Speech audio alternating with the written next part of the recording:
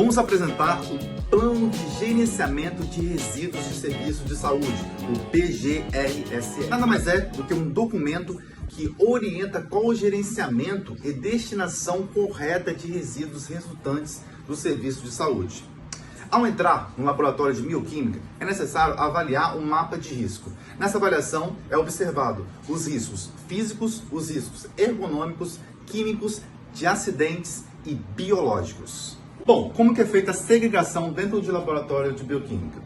É avaliado alguns critérios. O primeiro critério é da periculosidade. Periculosidade, nós temos que avaliar a norma da NBR 10004, usando essa norma para fazer uma classificação. Outro critério é avaliar o estado físico dos resíduos, tá? Separando o que é resíduo sólido e o que é resíduo líquido. E o outro critério seria avaliar a incompatibilidade química entre os resíduos, segregando aqueles que são incompatíveis, para não causar acidentes com suas reações. A segregação é uma atividade diária e deve ser realizada imediatamente após o término de algum experimento ou procedimento de rotina. Separar os resíduos não perigosos daqueles considerados perigosos é essencial. E para os resíduos perigosos, devemos verificar a possibilidade de reutilização, a reciclagem ou a doação. E dentro desses resíduos perigosos, se a gente for descartar, nós precisamos de um tratamento químico para minimizar a sua periculosidade, fazendo assim um descarte mais apropriado. E o uso de bandejas dentro do laboratório é essencial para diminuir o risco de acidentes.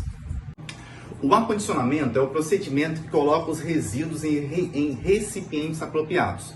Para que isso ocorra, é fundamental acondicionar de forma diferente os resíduos segregados na origem, em recipientes com características apropriadas a cada grupo específico, observando o padrão de cor e a simbologia apresentada. Bom, deve ser feito em sacos fechados e lacrados, ou quando tiver com 2/3 do seu volume. Os resíduos infectantes de tecidos humanos, por exemplo, devem ser acondicionados em sacos de cor branca leitoso ou vermelho. E deve ser feito isso antes da sua coleta apropriada. A identificação é um conjunto de medidas para informar o que é contido em sacos e recipientes, contendo informações para o uso correto e o seu manejo nos RSS. Os coletores e containers são identificados com adesivos bem resistentes aos procedimentos normais de manuseios e colocados na frente ou nas tampas dos coletores e dos containers, informando cada tipo de resíduo. Os sacos plásticos são identificados com etiqueta setorial e para rasteio. Bom, um saco branco leitoso, ele é para resíduo infectante. E para resíduos recicláveis é feito com coletores ou saco azuis. O saco preto é para resíduos comuns, não recicláveis e orgânicos. Já os sacos vermelhos são para resíduos quimioterápicos e placenta. A coleta e o transporte interno consistem no recolhimento e remoção do RSS da unidade geradora até o abrigo de resíduos. É aquela realizada dentro da unidade, constituindo no recolhimento das lixeiras, no fechamento do saco e no seu transporte até a sala de resíduos.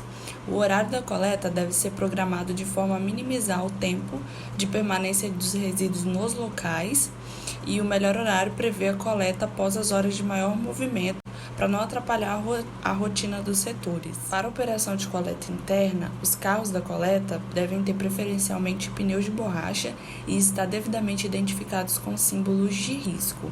Estabelecer turnos, horários e frequência de coleta, sinalizar o itinerário da coleta de forma apropriada, não utilizar transporte por meio de dutos ou tubos de queda, diferenciar as coletas, isto é, executá-las com itinerários e horários diferentes segundo o tipo de resíduo.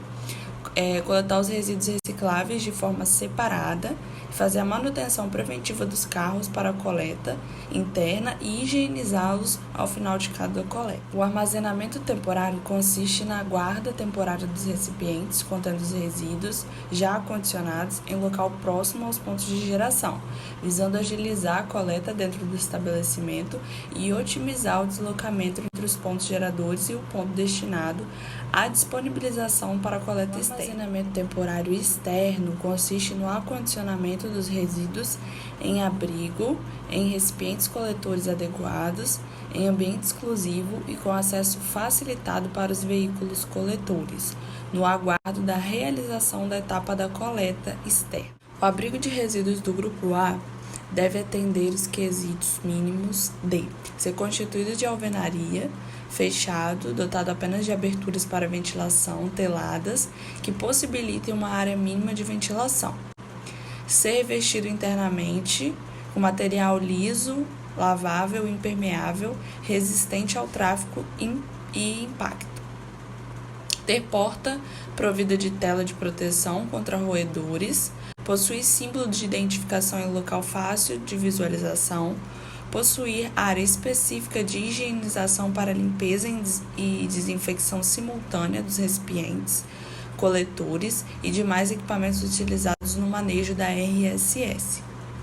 Entende-se por tratamento dos resíduos sólidos de forma genérica quaisquer processos manuais, mecânicos, físicos, químicos ou biológicos que alterem as características dos resíduos, visando a minimização do risco à saúde, a preservação da qualidade do meio ambiente e a segurança e a saúde do trabalhador. A desinfecção para tratamento dos resíduos do tipo A, que são utilizados no laboratório citado, são autoclavagem, uso de micro-ondas e incineração. Essas tecnologias alternativas de tratamento de resíduos de serviços de saúde permitem um encaminhamento dos resíduos tratados para o circuito normal de resíduos sólidos urbanos, sem qualquer risco para a saúde pública. Para a coleta desses resíduos, o veículo ele precisa ter a sua superfície interna limpa, de cantos arredondados e de uma forma que facilite a sua higienização.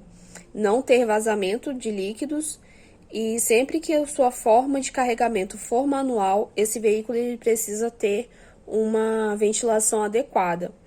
A altura de carga desses veículos precisa ser inferior a 1,20 m. E sempre que possuir mecanismo de carga e descarga, esse carregamento ele precisa ser de uma forma a fim de evitar com que haja o rompimento das sacolas ou das caixas que contenham esses resíduos. E ao utilizar contenedores, deve-se utilizar um equipamento hidráulico de basculhamento. Esses veículos eles também precisam ter alguns equipamentos extras, como uma pá, um rodo, sacos extras, para o caso de ocorrer ali um vazamento. E na parte externa desses veículos é preciso ter algumas informações, como o nome da empresa que está coletando, o símbolozinho com o nome do município que ele está operando, né, esse veículo, o código da NBR ou então o número, né, do veículo e a documentação, identificando a conformidade para a execução da coleta pelo órgão competente ali que ele está trabalhando. As disposições finais atualmente são aterros sanitários, aterros de resíduos perigosos classe 1 para resíduos industriais, aterros controlados, lixões ou vazadores e valas. Os aterros sanitários eles são utilizados para disposição de resíduos sólidos no solo. É feito através no solo impermeabilizado e o seu controle, né, o seu método ele consiste em colocar uma camada de terra sobre esses resíduos diariamente com 20 centímetros de espessura, a fim de evitar efluentes líquidos e emissões gasosas e também a presença de alguns aterros de resíduos perigosos classe 1. Eles são utilizados para resíduos químicos no solo, e o seu processo ele é feito a partir de uma engenharia especializada para o confinamento destes resíduos no solo.